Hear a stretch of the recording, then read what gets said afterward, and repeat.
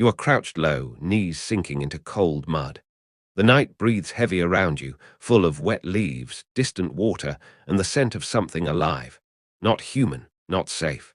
The fire before you is a dying eye, one that blinks slower with every gust of wind. Each flicker is a heartbeat, a pulse of warmth in a sea of dark. Beyond the circle of light, the forest shifts, branches scrape, something growls, and silence folds in again like a predator's step. Your tribe sleeps in a huddle of limbs and shadows. 7 of them. The youngest wrapped in the hide of a deer, whimpering through dreams. The eldest, the woman with the scar, breathes steady, hand clutching a rock sharp as hunger. You are the one who watches. You always watch. Your name has no sound yet. Your people do not speak as the modern ones do. But you feel the language in your chest. A pulse, a rhythm, a promise to keep them alive till dawn. A branch cracks.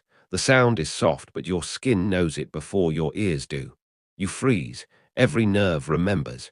Every ancestor whispers, "Run," but you do not run. You look into the dark.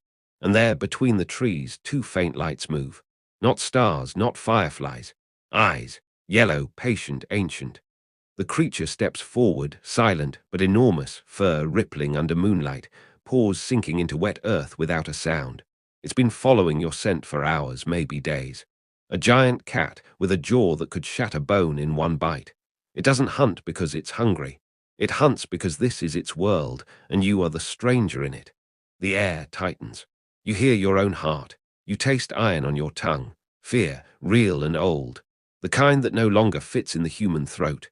Your fingers reach toward the fire, trembling, and grab a half-burned stick. It glows faintly. Warm. Power. You rise, every bone shaking but alive. You wave the torch and sparks explode into the air. The beast flinches just slightly, its ears twitching, its muscles rippling with confusion. Fire. It does not understand. It knows every shape of prey, every scent of weakness, but not this, not the thing that burns the air itself. You take a step forward, then another. Smoke curls around your face. Your voice, raw, wordless, breaks the silence with a sound older than speech. A growl, a warning. The animal snarls back, teeth flashing white, then vanishes into the forest like a nightmare swallowed by dark. Silence returns. The fire hisses. You fall to your knees, heart drumming in your ribs. The others stir, eyes wide, drawn by your sound. They see the fire still burning, see you standing before it. And something changes in their gaze. It is not victory they see. It is understanding. The first glimmer of a thought that will echo through 1,000,000 years. The dark is afraid of us now. Dawn, the light breaks slow, cold, golden. Mist curls from the trees. You sit beside the fire pit, staring at the blackened wood. Ash clings to your hands like dust from the future. There are no words yet for what has happened, but in your mind something burns. An image, a memory, a lesson to be passed not by tongue, but by fire. You know what the others do not. Last night was not luck. Last night was change. And in this world where muscle means nothing, where speed belongs to beasts and teeth belong to death, you have found something stronger. An idea. A weapon born not of claw or bone, but of thought. You lift the ember, feed it with bark and breath. The flame blooms again. Small, fragile, eternal. For the first time, humanity holds the night and does not tremble. Before humans claimed the night, there were nothing but shadows that fled the light. The land stretched wild and endless, a living battlefield sculpted by tooth and claw. In the tall grass, things moved like ghosts, silent, patient, perfect. Predators built by time itself. The great cats ruled first, Megantorian, Smilodon, Panthera atrox, walking weapons with jaws forged in extinction's fire. Their teeth were not for killing quickly. They were for finishing slowly. One bite could tear through the neck of a bison. One swipe could end the life of a creature twice your size. Their world was pure selection. No mercy, no pause, only hunger. And yet, they weren't alone. On the plains, packs of hyenas stalked the edges of every hunt, laughing as they tore flesh from bone. Gigantic birds, phorusrhacids, ran like horses, stabbing prey with beaks shaped like knives. Even the crocodiles were giants, 12 meters of ancient patience, waiting in rivers that ran red after rain. The air shimmered with heat, flies, and blood. You could smell death in the wind before you could see it. For the creatures of this age, humans were not even a thought. We were nothing but upright scavengers, fragile things that smelled of smoke and fear. To them, we were an accident that wandered too close. Close up, the monster in detail. It crouches low in the grass, a saber-toothed cat, muscles rippling under golden fur. Every movement is silent perfection. Two curved fangs, as long as your hand, gleam like ivory knives. Fossils tell us the truth. Smilodon's jaws could crush through a skull in one bite, with a force 6 times greater than any lion today. Its forelimbs were massive, bone thick as oak, made to wrestle prey to the ground and pierce the neck before the scream could rise. It didn't chase, it waited. It listened for panic. Every rustle, every heartbeat in the grass told it where to strike. And when it did, the world went silent. For nearly 2 million years this was the law: run fast, die slow. Stay still, die quiet. Light a fire and maybe live till dawn. Wide shot, the scale of the world, the plains stretched from horizon to horizon, oceans of grass broken by stone and shadow. Rain came like drums. Thunder rolled like the voice of gods. And in that vastness walked the fragile ones, our ancestors. Naked skin, weak bones, no claws, no speed.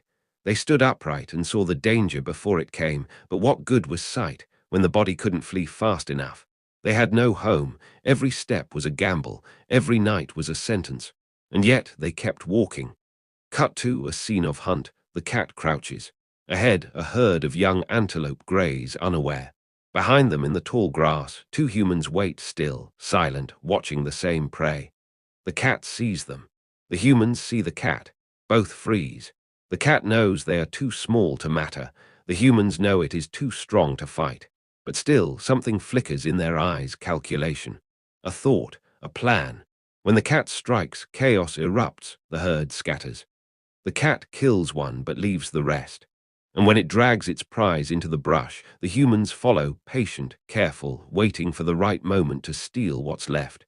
They cannot win through strength, so they win through timing. That was the first strategy, the first rule of survival for the weak. Let the monsters fight, feed on what they leave behind. Narrator, low, reverent. These predators were evolution's masterpieces, sculpted by perfection, unchanging for millennia. But perfection has a weakness: it does not adapt. The great beasts hunted with instinct, patterns written in bone. But the humans, they hunted with imagination. They learned, they remembered, they shared. Every encounter, every escape, every death, all of it became memory, stored not in DNA but in story, gesture, firelight. The predators had muscle. The humans had memory. And from that memory, a revolution was about to begin. Fade out, the beast still ruled the earth. But somewhere, in a cave where smoke curled against stone, a thought was forming. A thought that would one day burn brighter than any tooth, faster than any claw. The mind of Homo erectus. The mind that would make monsters retreat. You stand on the edge of the savannah, your breath shallow, your stomach empty. The air burns your lungs, hot, dry, endless. Far in the distance, vultures circle a kill that isn't yours. Your kind has no claws, no fangs. Your skin tears like leaves. Your legs tire quickly. Your scent, sweat, and fear announces your presence to everything that hunts. Even your voice, that strange noise trapped behind your teeth, means little out here. No roar to frighten. No screech to warn. Only breath, pulse, and thought. You pick up a stone, small, round, ordinary, and turn it in your hand. It has weight, possibility.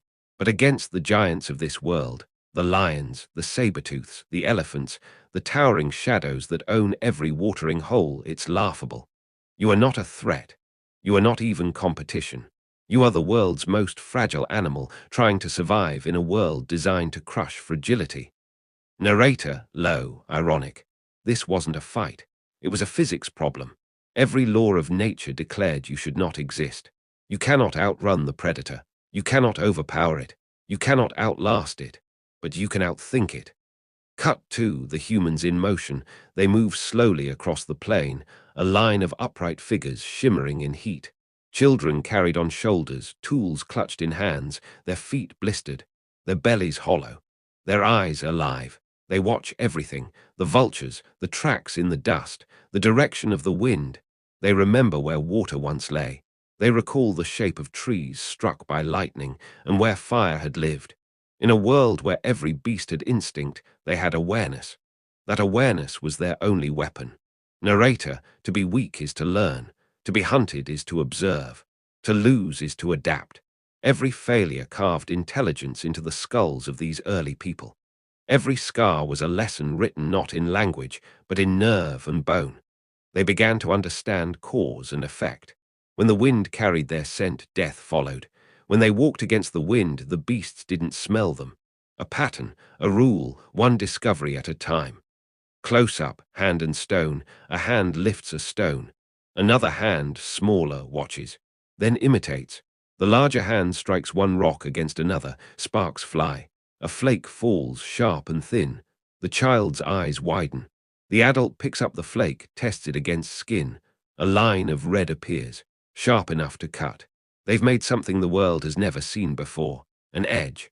Not a claw born from flesh, but one forged by thought. That moment, simple, quiet, unnoticed by the wind, is the birth of technology. The first rebellion against biology. Narrator, rising intensity, still for centuries. For tens of thousands of seasons, they remained prey. Their camps were raided. Their bones cracked beneath predator teeth. Entire families vanished in the night. But the pattern continued. Fear became memory. Memory became knowledge. Knowledge became tools. Each tool an answer to weakness. Each idea a scar turned into a weapon. The predators did not change, they didn't need to. But humans could. That was the imbalance no one saw coming. Nature built its perfect killers, but perfection does not question itself. The weak do. The weak imagine. Scene, twilight, the first fire. You kneel beside an ember, watching it glow. You feed it bark. It breathes back, alive. For the first time in history, you've captured a piece of the sun. The tribe gathers around, eyes wide, pupils shimmering with orange light. The night waits beyond the circle, but it no longer owns you. For generations, fear had ruled your blood. Now fire answers back. You feel warmth against your face, but beneath it, something deeper, control. For the first time, you are not reacting to nature. You are shaping it.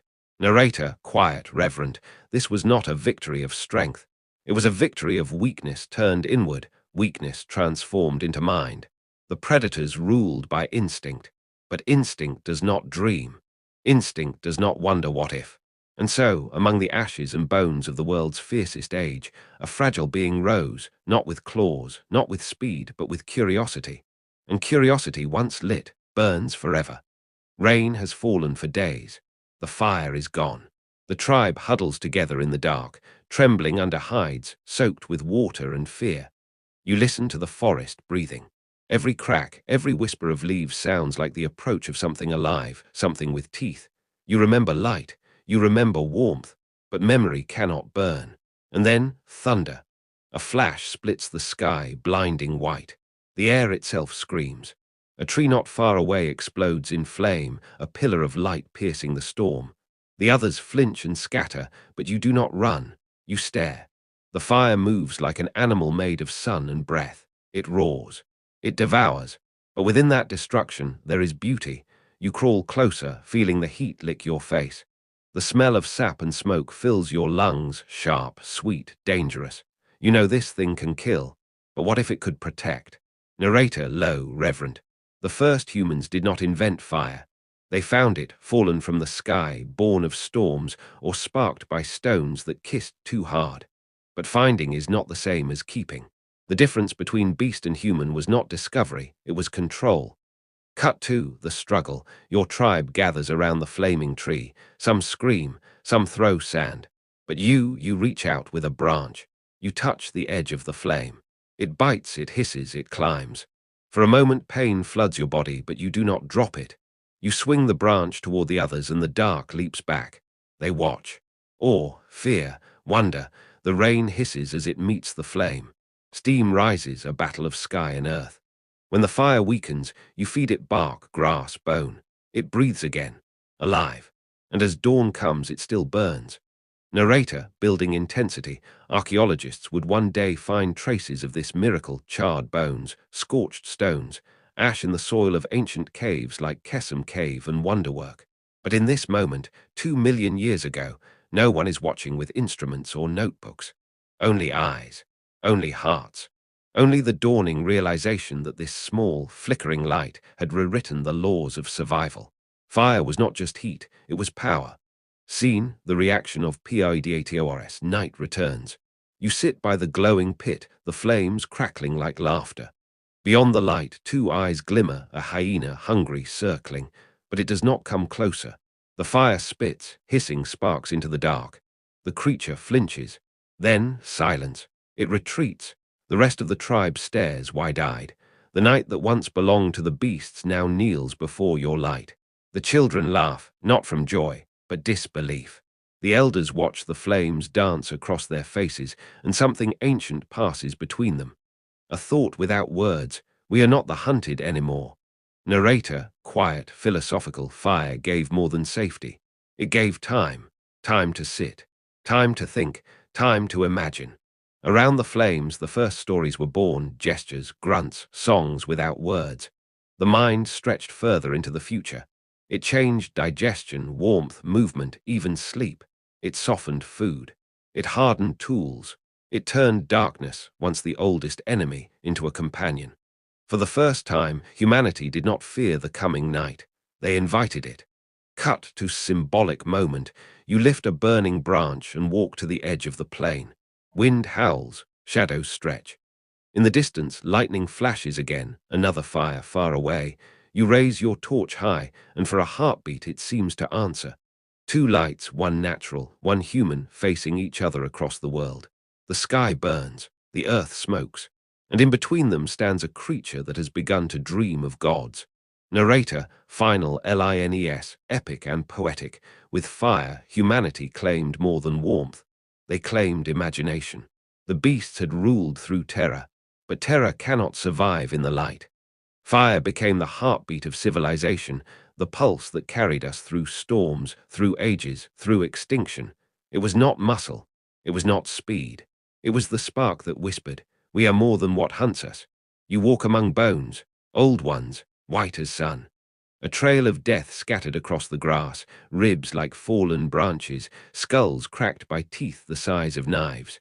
You've learned to recognize them now. Lion kill, hyena kill, saber-tooth kill. The predators leave behind the fragments, the pieces they cannot carry, and your kind takes the rest. Bone for tools, sinew for rope, stone for the imagination. But as your hand closes around a long, straight branch, something changes.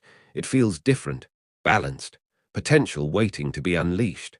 The fire taught you survival. Now you're ready to learn power. Narrator, low, calm, reverent. For nearly 1 million years, humans had been scavengers, clever thieves living in the shadows of monsters. But something in their hands began to change.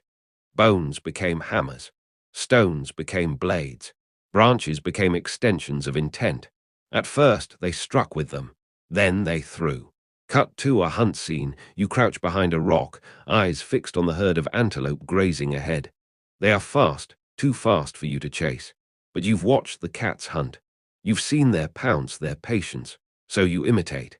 You wait, you aim. The spear leaves your hand, a blur, spinning through light and air. It strikes the animal's flank, deep and final. The sound it makes, that thud, echoes through your bones. It's not luck. It's knowledge made flesh. The others run toward the fallen animal, shouting sounds that aren't quite words yet, but mean everything. Victory, food, survival. Narrator, building intensity. The spear was not just a weapon. It was an idea. It allowed distance. Distance between danger and decision. Between death and thought. Every throw was a statement to the world. We will no longer fight on your terms. Over time, the designs evolved, sharpened tips hardened by fire, weighted shafts, stone points chipped with surgical precision. Generations passed, each improving on what came before. The hand became the engineer. The eye became the mathematician. The mind became the weapon. Seen, the birth of strategy. Night falls over the valley. You and your tribe circle the fire, the smell of blood and smoke thick in the air. The men carve new points. The women shape sinew bindings. The children watch, eyes reflecting flame. Every movement is ritual. Every spark from the stones is a promise. Tomorrow the hunt will not be luck, it will be design. They no longer chase blindly. They plan, they corner, they use terrain, wind, silence. The landscape itself becomes a weapon. Narrator, scientific detail interwoven. Archaeologists would later find the remains of this revolution in sites like Schoningen, where wooden spears 400,000 years old lay preserved in ancient mud, perfectly balanced, weighted for throwing, not primitive toys, but engineered tools. These weren't beasts learning to survive. They were minds learning to control nature's laws. The invention of the spear was the beginning of abstract thought, the ability to imagine an outcome before it happened, to picture death before delivering it. That is the birth of foresight. That is the first whisper of civilization. Cut to symbolic moment, you stand on a hill beneath a blood-red sunset. The wind howls through the grass. Below, a great cat prowls, muscles moving like shadow-made flesh. You lift your spear. It sees you, the creature that once ruled your ancestors. Its tail lashes. Its roar splits the air. But you do not run. You throw. The spear arcs through the dying light, a straight, deliberate flight through 2 million years of fear. It finds its mark. The beast stumbles, vanishes into the grass. The world falls silent. Behind you, the tribe begins to cheer, a sound not of cruelty, but of release. For the first time, the hunted has hunted back. Narrator, epic, poetic closer. From this moment on, everything changes. The hand that once trembled in the dark now shapes the world. The mind that once feared becomes the maker of fear. The spear was not the end of weakness. It was the weaponization of it. A fragile creature found the secret hidden beneath all strength. That intelligence could strike farther than any claw. And as the fires burned that night, the stars above seemed to watch in silence, as if they, too, understood what had just begun. The age of human dominance. The world is quiet, but not peaceful. Silence is never safety, only the pause before something moves. You wake before the others. Your body knows the rhythm of fear. It's written in the blood, carried by every ancestor who didn't die in the night. But this morning, something feels different. You're not just listening for danger, you're thinking about it, where it hides, when it strikes, why it kills. For the first time, you begin to predict. Narrator, slow, intrigued tone, every predator acts by instinct. Born with a script written deep into their bones, hunt, kill, eat, rest. The lion doesn't plan. The wolf doesn't imagine. They react. But the early human did something the world had never seen before. They paused. That pause, that breath between stimulus and response, was the beginning of thought. Seen in the GISSLANDS, a test of minds, the sun climbs, spilling gold across the plain. Your tribe moves through the tall grass, quiet as ghosts. Ahead, a saber-toothed cat waits beside the waterhole, crouched low, its eyes fixed on the herd, muscles trembling with potential violence. But it's not alone. You see it. You study it. You understand it. The beast waits for the first antelope to drink. You wait for the beast. When it lunges, you throw not at the prey, but at the predator. The spear strikes its shoulder, spinning it off balance before it ever reaches its target. The others rush forward, shouting, hurling stones and fire. The cat retreats, confused. Predators don't understand traps, only reactions. But you understand pattern. Narrator, building intensity. This was the dawn of human psychology. A species that no longer lived inside the moment, but could step outside it and watch itself think. While other creatures slept in cycles of instinct, humans built maps of minds. They learned what made beasts move, what made them hesitate, what made them flee. They began to weaponize prediction. Cut to NIGHTFIRE, FACES in the glow, your tribe gathers around the flames. The elders paint lines in the dust, shapes that look like rivers, trees, and beasts. They reenact the hunt, each movement a lesson. It's not just survival anymore. It's memory becoming strategy. The first blueprint, the first rehearsal. Each gesture in the sand carries knowledge that outlives the day. That moment, when memory became communication, was the birth of intelligence as inheritance. Narrator, reflective, scientific detail. Neuroscientists would one day find traces of this in the human brain, in the prefrontal cortex. the region responsible for planning, empathy, and imagination. While predators evolved sharper claws, humans evolved sharper simulations. They could run futures in their minds, test possibilities before acting. That was evolution's greatest gamble, to trade instinct for imagination. And it worked. Seen symbolic contrast, two worlds side by side. One ruled by muscle and reflex, the other by firelight and foresight. The lion can leap faster, the wolf can track better, the bear can kill with one strike. But none of them can hesitate, none can wonder, none can ask, what if? And so, while they remain bound to their instincts, humans evolve beyond the laws of nature itself. Montage, the rise of mind over matter. A hunter studies the stars, marking migration paths. A mother teaches her child the sound of danger in the wind. A fire burns through the night, the tribe awake, not afraid but thinking. The mind becomes a weapon that never dulls. Fear becomes information. Observation becomes prophecy. Every kill, every loss, every night survived feeds a growing pattern, an invisible map of how the world works. Narrator, epic closer, no other species had ever done this. To imagine the thoughts of another, to see through the eyes of the enemy, to plan for a future that didn't yet exist. This was the first step toward empathy and manipulation. The same skill that let us outsmart predators would, one day, let us outsmart each other. But for now, under the stars, around a fire older than history, the first humans look into the dark, and for the first time, the dark looks smaller, because the real weapon was never in the hand. It was in the mind. Black sky, no moon, only sound, crickets, wind, the slow drip of water somewhere in the dark, and the low, distant growl of something circling. You sit beside the embers again, but tonight you don't fear the dark, you study it. The flames dance, reflected in your eyes. Every flicker writes a thought, every crackle whispers a memory. Fire isn't new anymore, but what you're about to do is. You rise, take a burning branch and walk toward the darkness. The others murmur behind you, fear, disbelief. But curiosity burns hotter than fear. You raise the fire high, and the shadows move. The beasts recoil, hissing, their eyes vanishing into the forest. You take another step forward, and another. The fire sings in your hand, and for the first time the night steps back. Narrator, low, reverent tone. For millions of years, the night belonged to predators, to silence and ambush, to teeth and instinct. But here, somewhere between fear and flame, a boundary was rewritten. Fire was no longer a tool, it was a claim. The first humans didn't just survive the night, they changed it.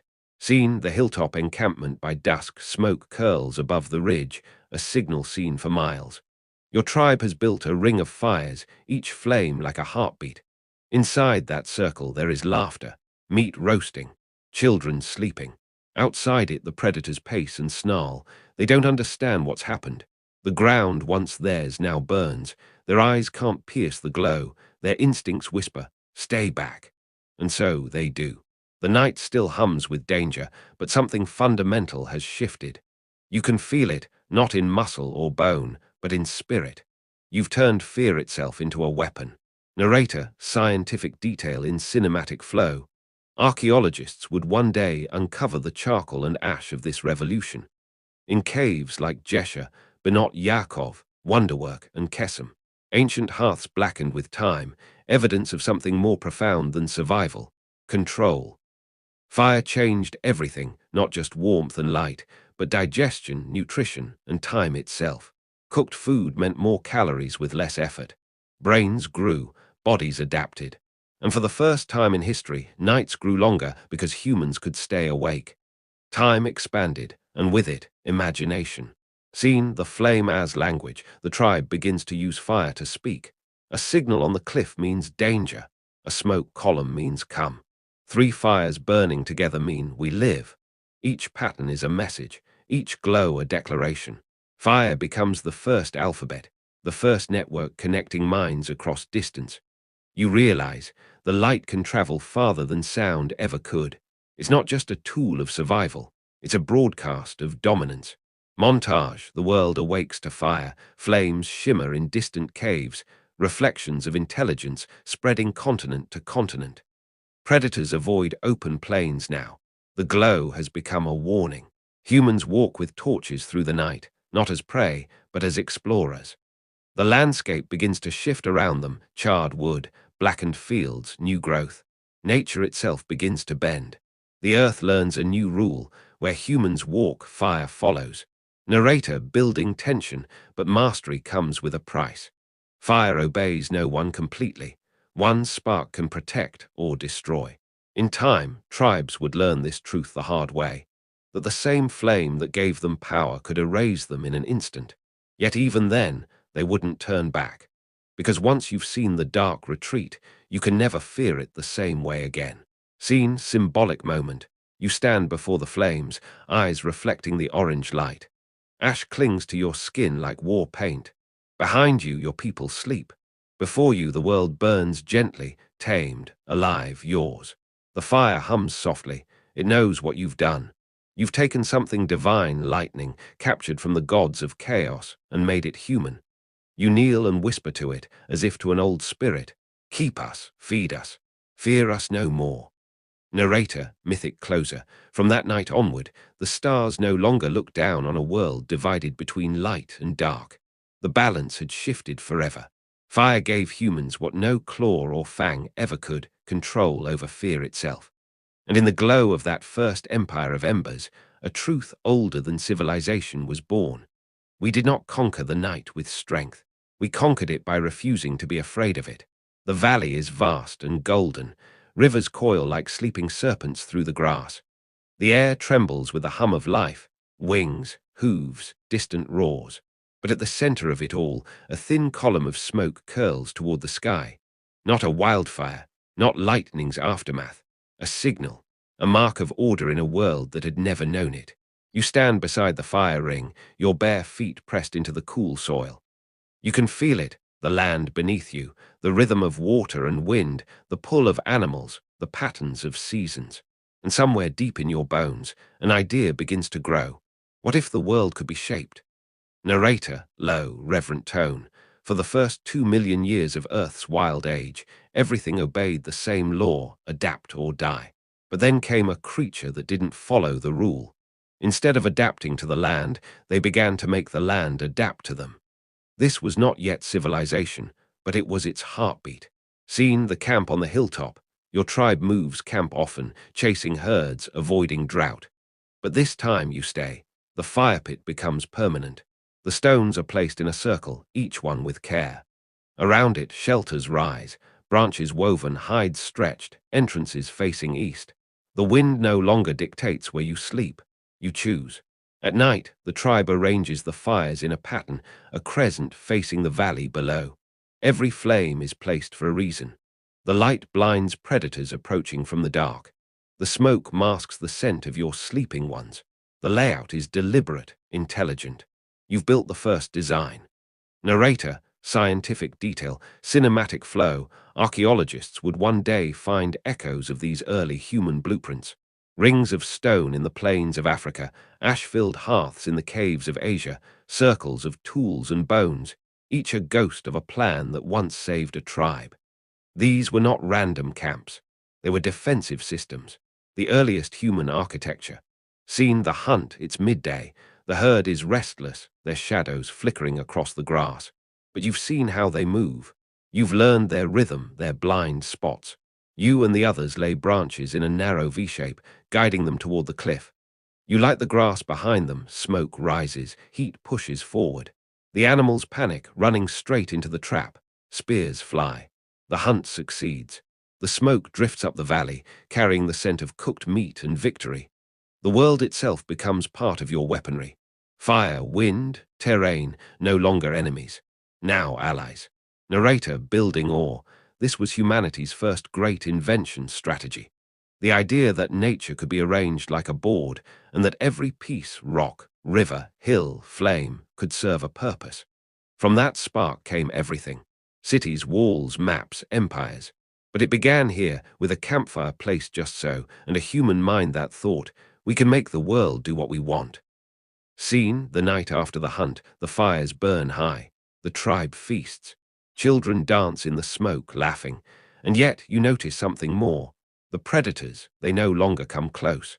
The valley below is empty, silent. They've learned to fear the light, to avoid the smell of smoke and ash. The balance of power has shifted again. You have not only conquered fear, you have redrawn the map of danger. Narrator, deep reflective tone, Homo erectus would one day spread across continents, from the plains of Africa to the forests of Asia, from coastal cliffs to volcanic ridges. They carried fire, tools, and memory. But more importantly, they carried plans. Each campsite was a prototype, each migration a test, each generation added to the blueprint of survival. The wild was no longer an enemy. It was a canvas. Symbolic scene, the view from above, from the hilltop, smoke rises in patterns, rings, spirals, lines. If you could see it from the stars, it would look like writing across the earth.